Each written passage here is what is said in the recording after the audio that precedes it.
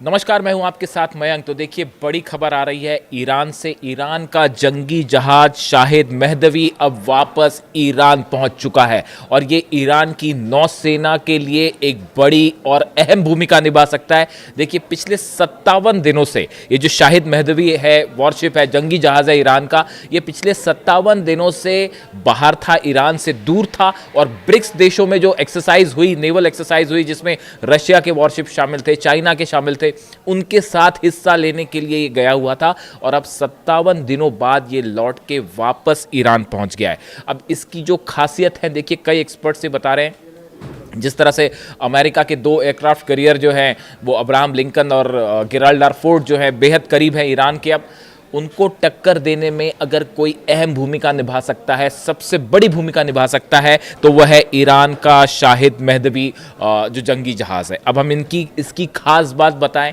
शायद आपने पहले ना भी सुनी हो, और क्यों इसे कहा जा रहा है ये कि अमेरिकन एयरक्राफ्ट कैरियर्स को टक्कर दे सकता है। सबसे बड़ी बात, सबसे अहम बात, ये ईरान का वो जहाज़ है जो न सिर्फ क्रूज मिसाइल्स फायर कर सकता है, बैलिस्टिक मिसाइल्स फायर कर सकता है, ड्रोन कैरी कर सकता है, डिफेंस सिस्टम कैरी कर सकता है। Shahid Mahdavi is outfitted with various missile systems including surface to surface and surface to air missiles as well as Khordad air defence system. देखिए, 3 खास बातें इसकी। ये सरफेस टू सरफेस मिसाइल्स इससे fire हो सकती हैं, surface to air missiles fire हो सकती हैं, और खुर्दाद डिफेंस सिस्टम अपने साथ कैरी कर सकता है। सरल शब्दों में आप समझें, अगर ईरान इसको फारस की खाड़ी में, जैसा कि बताया जा रहा है कि अगले 2 दिनों के अंदर, जिनेवा में टॉक्स हैं, आप जान ही रहे हैं कि जिनेवा में जिस तरह से टॉक्स होने वाली है ईरान और अमेरिका की, जिसे कहा जा रहा है कि बस ये आखिरी कड़ी है, अगर ये फेल हो जाती है तो जंग तय। तो अगले 2 दिनों के अंदर अंदर बताया जा रहा है कि ईरान इसे फारस की खाड़ी में तैनात कर देगा, शाहिद महदवी जो जहाज है इसको। अब इसमें देखिए, सबसे जो इसकी बड़ी खास बात है कि इसमें खुर्दाद जो डिफेंस सिस्टम है ईरान का, वो मिसाइल्स पे लगी हुई है। यानी अगर इसे फारस की खाड़ी में भेज दिया जाए तो जो अमेरिकन जहाज आएंगे हमला करने के लिए, प्लेन्स आएंगे, ये उनको भी निशाना बना सकता है।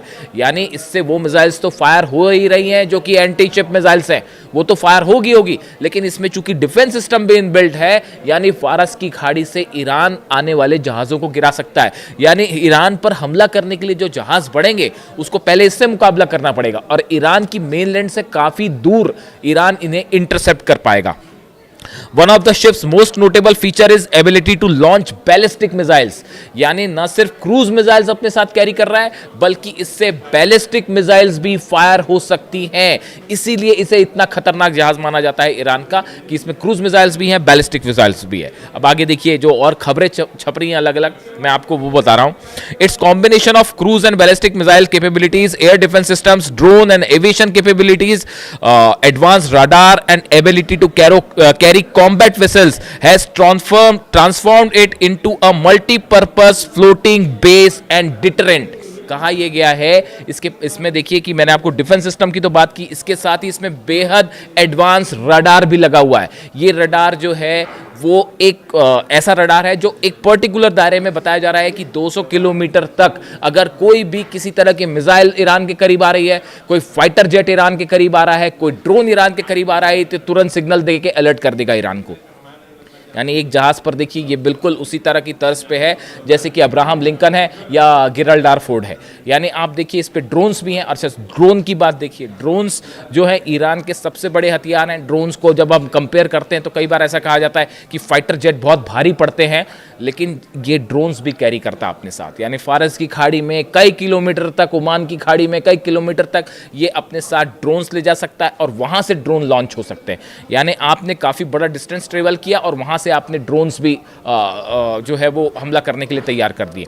अब आप इस बात को समझिए, अब्राहम लिंकन की पोजीशन जो है इस समय, और इसकी पोजीशन फारस की खाड़ी में ये तैनात हो जाता है अगर, तो अब्राहम लिंकन जो है वो इसकी बैलिस्टिक मिसाइल्स, इसकी surface to surface missiles, surface to air missiles, Abraham Lincoln से टेक ऑफ करने वाले जितने F-35 जेट्स हैं, F-16 जेट हैं, वो इसकी रेंज में होंगे। जो जेट्स फ्लाई करके ईरान आएंगे वो इसकी रेंज में होंगे। जो मिसाइल्स अमेरिका फायर करेगा वो इसके रडार्स जो है उसे कैच करके तुरंत इंफॉर्मेशन दे सकते। यानी आप देखिए ये एक प्रकार से जो एयरक्राफ्ट कैरियर्स हैं उसको उसको सीधी टक्कर देगा। अब जो खबरें आ रही हैं उसके मुताबिक कि अगर किसी भी तरह का हमला होता है ईरान के ऊपर, तो ईरान ने एक मल्टीपल प्लान तैयार किया है, अलग अलग फ्रंट पर कैसे जवाब देना है, और उसमें जो सबसे अहम भूमिका होगी वो है हॉर्मुज़ की। और ये कहा जा रहा है कि ईरान की तरफ से जो पहली कोशिश होगी, जो पहला अटेम्प्ट होगा, वो ये होगा कि हॉर्मुज़ को बंद कर दिया जाएगा। हॉर्मुज़ के बंद होने का मतलब है वहाँ से गुजरने वाले हज़ारों जो जहाज़ हैं वो रुक जाएंगे, और इन हालात में हॉर्मुज़ में सबसे अहम भूमिका जो है वो ये शाहिद महदवी जो है ईरान का, ये निभा सकता है। एक इसके बारे में और जानकारी मैं सर्च कर रहा था कि ये कितना अहम साबित हो सकता है अगर वॉर होता है तो। देखिए, हर जहाज़ की अपनी कैपेबिलिटी होती है, हर मिसाइल्स की अपनी कैपेबिलिटी होती है। जो सरफेस टू सरफेस मिसाइल्स होती हैं, जो सरफेस से फायर की जाती हैं, सरफेस पर गिरती हैं, ज़रूरी नहीं है कि वो एंटी शिप मिसाइल्स भी कैरी करें। यानी अगर फतेह 2 की हम बात करें तो फतेह 2 का अपना एक विशेष उसका टारगेट होता है, उसका काम करने का एक तरीका होता है। ऐसी हम खुर्रमशहर 4 की बात करें, अगर हम सेजिल की बात करें, वो मिसाइल्स अलग हैं। जो समंदर से दागी जाने वाली मिसाइल है, जिसके बारे में जैसे मैंने आपको बताया अबू मेहदी मिसाइल थी ईरान की, उसका एम, टारगेट और पर्पस अलग है। उसी तरह इससे जो मिसाइल्स फायर की जा रही हैं उसका टारगेट जो है वो है अमेरिका के एयरक्राफ्ट कैरियर्स और डिस्ट्रॉयर्स जो कि हमला करने आगे आएंगे। तो जो दूसरी बड़ी चीज़ पढ़ने के दौरान मुझे पता चली कि हाल ही में कुछ दिनों पहले ये डिएगो गार्सिया की तरफ एक बड़े मिशन पर गया था जहाज़। बहुत करीब नहीं गया डिएगो गार्सिया के। डिएगो गार्सिया अमेरिका का नेवी बेस है और बताया जा रहा है कि B-2 बॉम्बर्स रेडी खड़े हैं। डिएगो गार्सिया में B-2 बॉम्बर्स रेडी हैं। और एक बार फिर एक्सपर्ट्स का जो कहना है, देखिए मैंने इसको लेकर पहले भी वीडियो किया था कि अगर ईरान पर हमला होता है तो वो सऊदी के बेस से, जॉर्डन के बेस से या कतर के बेस से ये यहाँ से हमला करना अमेरिका के लिए खतरनाक होगा। अब तो अमेरिका के जो जनरल हैं वो भी ये कह चुके हैं कि भाई बड़ा जो है लंबी जंग हो सकती है और नुकसान हो सकता है। तो बार बार एक लिमिटेड स्ट्राइक वाली बात हो रही है। तो इसलिए अभी भी कई एक्सपर्ट्स का कहना है कि अमेरिका की तरफ से अगर हमला होता है और B-2 बॉम्बर्स का इस्तेमाल होता है तो शायद डिएगो गार्सिया बेस का ही इस्तेमाल हो। अमेरिका का सबसे बड़ा नेवल बेस है इस एरिया में। पिछली बार भी B-2 बॉम्बर्स जो है वो यहाँ पे पाए गए थे, जो 12 दिनों की जंग हुई थी इस दौरान। हालांकि जो हमले हुए थे वो अमेरिका से फ्लाई करते हुए आए थे, लेकिन इस बार फिर से ये कहा जा रहा है कि डिएगो गार्सिया से जो हमला हो सकता है। और ये जो जहाज है शाहिद महदवी, ये डिएगो गार्सिया के बेहद करीब एक मिशन पर गया था ईरान की तरफ से।